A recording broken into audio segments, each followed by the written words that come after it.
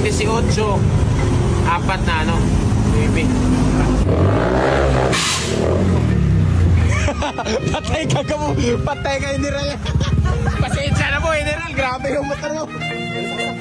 Tignan na natin. Lakas na General, okay na to, pwede mo nang kunin. So ayan, ang nag-tune sa'yo, ayan. Boss B. Yeah, thank you, sir. Ayan.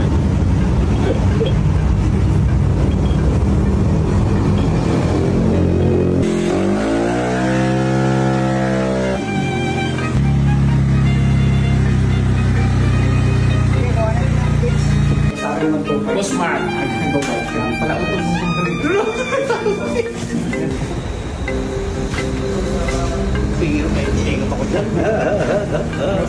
Yeah, what's up, sir? Okay naman. Ayun, medyo maginaw sa Cebu. Ano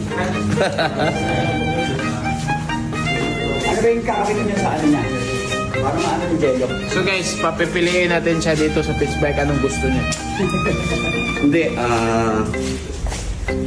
gusto ko sanang ano eh.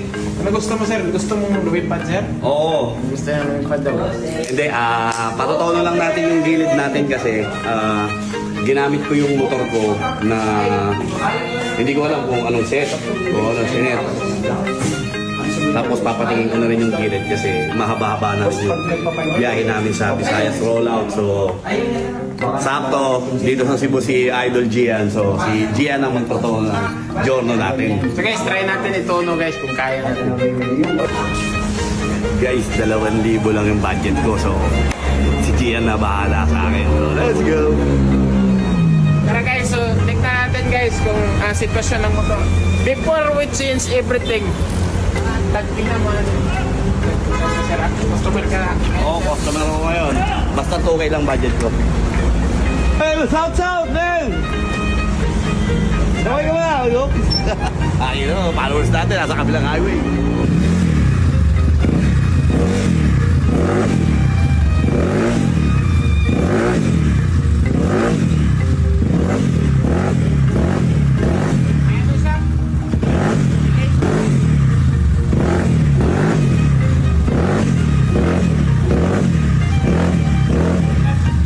Guys, kulang sa tune guys.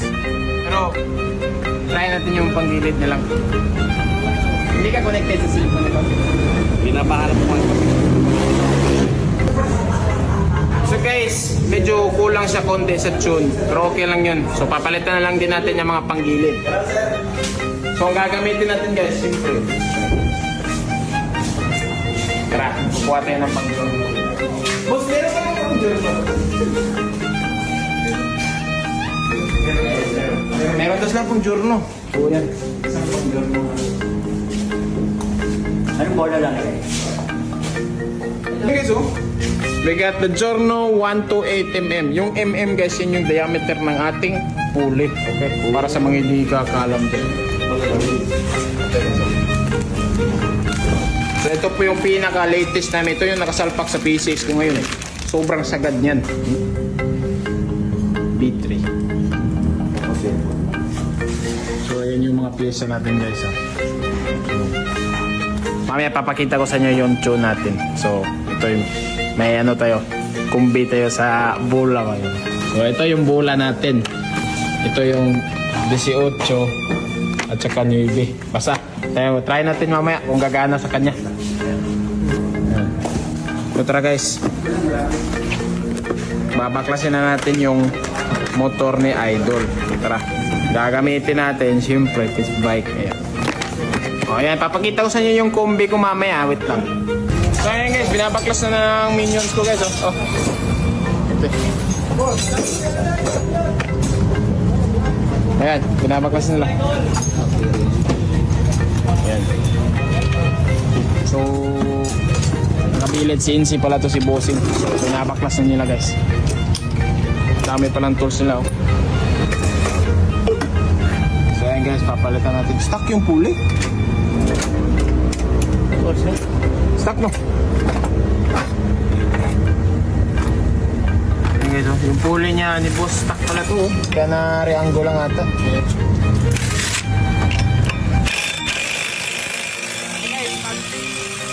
Stuck yung pulley guys. Maliit yan. Maliit yung diameter. Hindi talaga sasagad yung pulley natin dyan kasi maliit eh. Kahit i-reangle natin, maliit talaga. Namin guys, papalitan na namin.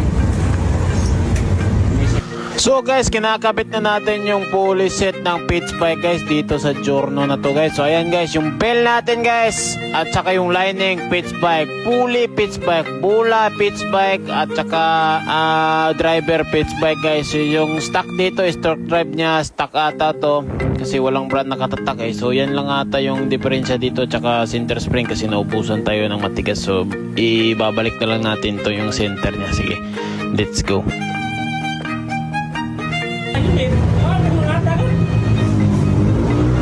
So, pulley guys, magtutune na ako. Tara, wait lang.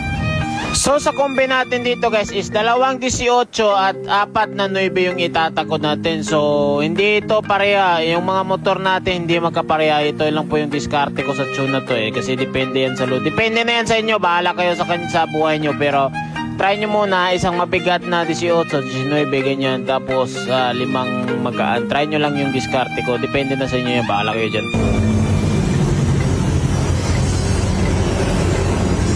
2.18, 4 na ano, baby.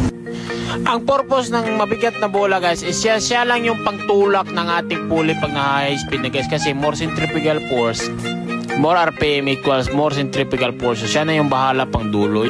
Kasi pag nag low speed pa tayo guys, yung belt natin nasa baba, yung mga bola na ano, magaan guys, hindi pa siya tamang time na bubuka siya.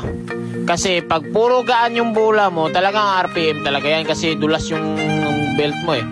Yung purpose ng matigas na, yung mabigat na bola natin guys, pag umikot na yung pulley natin, RPM na siya, eh yung dalawang bola, siyempre magpupush yan ng konti. So yun, grip agad yung belt natin. Naka-open na pala yung clutch natin, naka-engage na. So yung mga reason na nag-RPM lang tapos walang arangkada is nagsasliding yung belt mo.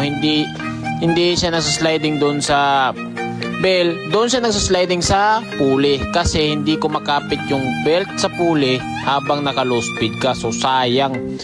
So kaya ginawa ko siya, medyo bigatan ko konti para makakapit agad yung belt na naka-RPM, hindi sayang yung RPM mo. Yan yung purpose ng mabigat na bola na dalawa na nilagay ko.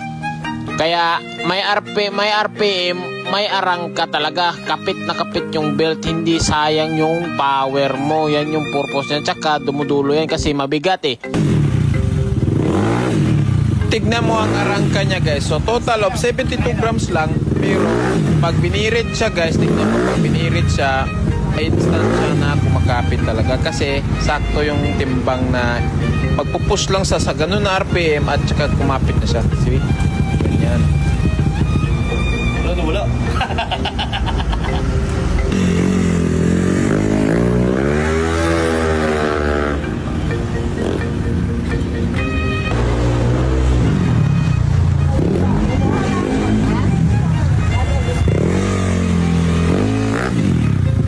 Ano masasabi mo? Ayun, so dire-diretso na yung RPM niya tapos wala na yung ano, wala yung may bob down kasi siya papunta sa 5,000 RPM. So, yun, dire-diretso. Ha? Ayos guys, pero kulang lang talaga sa tune guys. So, sayang hindi kami naka sa updates. Pero ayos ito. Thank you, G. Thank you very much, idol. Ito may corn. Kumakain kayo ito? Oo. Hati mo. Ganyan lang ka-basic mag-tune ng ano guys, panggilid. So, hindi po pwede na bigat-bigat, gaan-gaan. Kailangan mong i-divide talaga. Depende na sa diskarte nyo. Ay, Kuya, picture. Oo, tara. Ayan guys, nakita na sa may balik sa akong crankshaft. The Mower Motherfucker. Kilala mo ba to? Yan ang crankshaft ko. Oy, dala-dalo.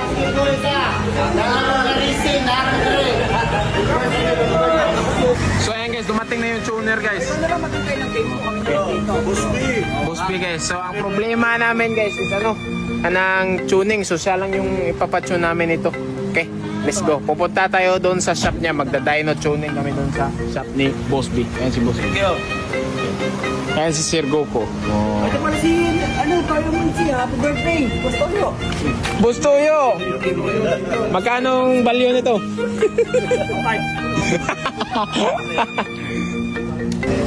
So ayan guys.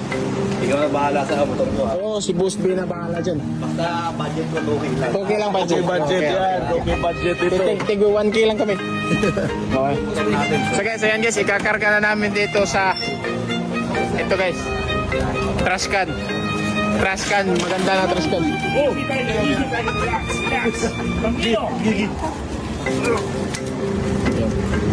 Dito na lang, malapit lang naman tayo. Alam mo ba kung ano pangalan ng Ano pangalan? Makibao. Grabe no? Makibao. Kala ko makiutang. Sakit yan. Makibao muna ha. Eh ano mo lang, primera para hindi magano. Ano guys? Dito na tayo guys, sa shop niya guys. Ayos oh.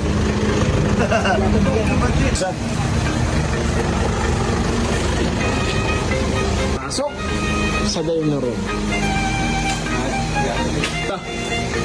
Carleo? Hindi ko lang alam.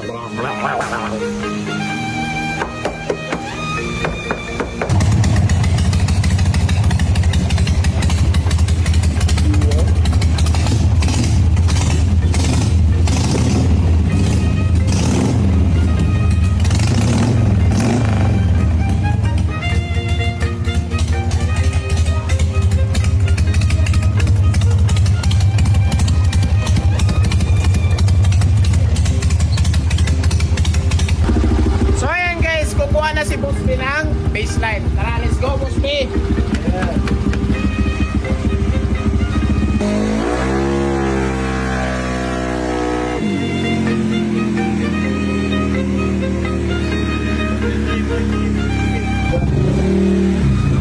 Connect sa pag Parang nanigata ko lang eh.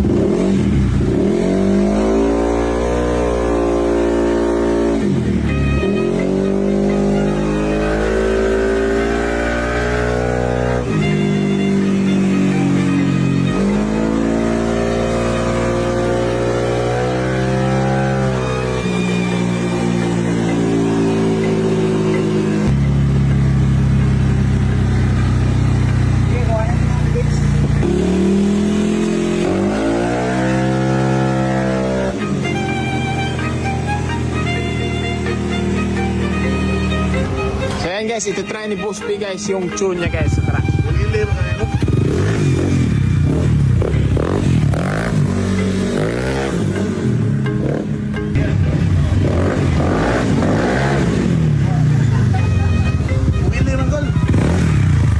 King, driver! Tara! Sigap ang telo. Tara! Sige daw.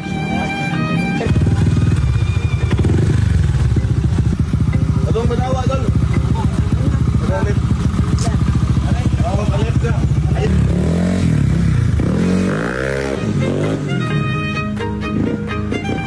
Malakas na guys, yung arangka grabe na, aggressive. Ayan guys. Sa mga gusto magpatay na dyan guys, dito lang guys. Anong location to boss? Nabangon sa Belleville Subdivision, Boss B, Dynotech Cebu. Oh, ayan guys, so ito po yung entrance dyan guys oh. Papasok ka dito. Free water. Oh, ito. Meron silang tubigan pag nauuhaw ka. Pag wala kang damit, mayroong laundry yan sa likod. May factory dito. Grabe. Only water, only water. Only water, only clothes. Ah, grabe. 5 minutes lang, uga na yung mong sinina.